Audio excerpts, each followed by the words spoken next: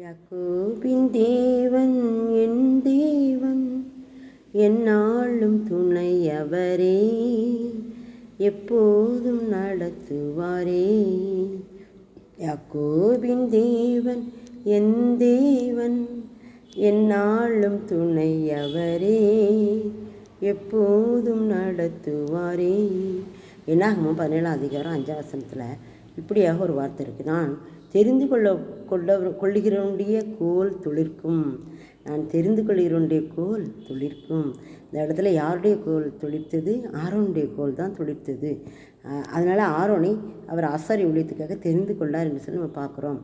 நான் தெரிந்து கொள்கிறவனுடைய கோல் துளிர்க்கும் அப்படின்னா இதில் ஒரு பெரிய ரகசியத்தை ஆண்டவர் வச்சுருக்கிறாரு.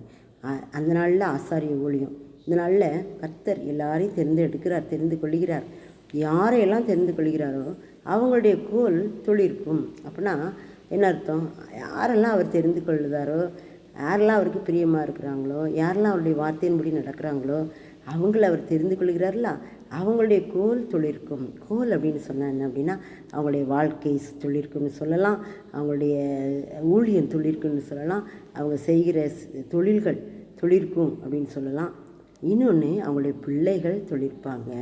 ஆண்டவரை பற்றிய பயம் இருக்கிற ஒருவனுடைய பிள்ளைகள் துளிரை போல தழைப்பார்கள், துளிர்த்து வளருவார்கள்.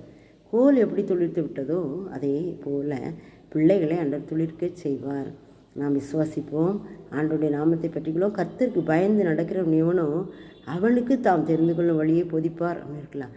கர்த்தருக்கு பயப்படுகிற எவனோ அவன் ஆசீர்வதிக்கப்படுவான். அவன் நீர்க்கால்களின் உரமாய் நடப்பட்டு தன் காலத்தில் தன் கனியை தந்து இலையுதிராதிருக்கிற மரத்தை போல் இருப்பான். அவன் செய்வதெல்லாம் வாய்க்கும்னு சொல்லப்பட்டிருக்கலாம்.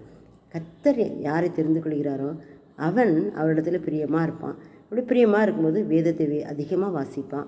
வேதத்தை அதிகமாக வாசித்து நேசிக்கிறதுனால அவனுடைய சந்ததிகள் ஆசீர்வதிக்கப்படும். அவன் செய்வதெல்லாம் வாய்க்கும். ஆமென்.